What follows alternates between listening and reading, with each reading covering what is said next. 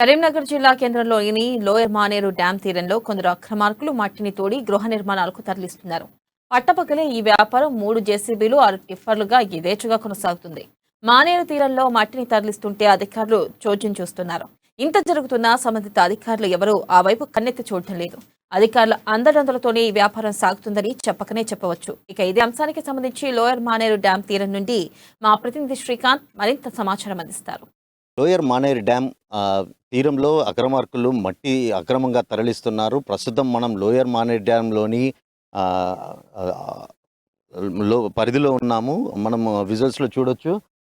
Tipper ఏదైతే tipper ఉందో మట్టిని ఇతర ప్రాంతాలకు అక్రమంగా తరలిస్తున్నారు. అంటే యథేచ్ఛగా కూడా ఈ అక్రమార్కులు మట్టిని తరలిస్తున్నారు. మిట్ట మధ్యాహ్నం నుండి కూడా యథేచ్ఛగా, అంటే వీరికి అధికారుల అండదండలు ఉన్నాయా లేక ఇంకెవరికైనా ప్రోద్బలంతో ఇదంతా వ్యాపారం కొనసాగుతుందా అని కూడా మనము ఆ సందేహాలు వ్యక్తమవుతున్నాయి. ప్రస్తుతం మనం విజువల్స్లో చూడొచ్చు.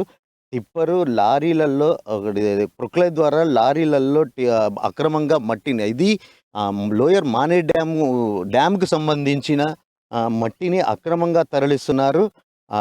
కొందరు అక్రమార్కులు ఇక్కడ నుండి మట్టిని టిప్పర్ల ద్వారా పట్టణంలోని ఏదైతే నూతన భవన నిర్మాణాలకు సంబంధించి ఈ మట్టిని కూడా తరలిస్తున్నట్టుగా మనకు విశ్వసనీయంగా తెలుస్తుంది.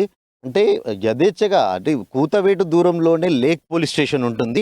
పోలీస్ స్టేషన్ పరిధిలో, అంటే లేక్ పోలీస్ స్టేషన్ పరిధిలో ఎవరైనా బలవన్మరణానికి పడ్డాగా కానీ అలాంటి వారిని రక్షించడంలో లేక్ పోలీసులు ముందు ఉంటారు. కానీ ఈ అక్రమ మట్టి రవాణా మాత్రం పోలీసులకి కనబడతలేదా అనే సందేహాలు కూడా వ్యక్తమవుతున్నాయి.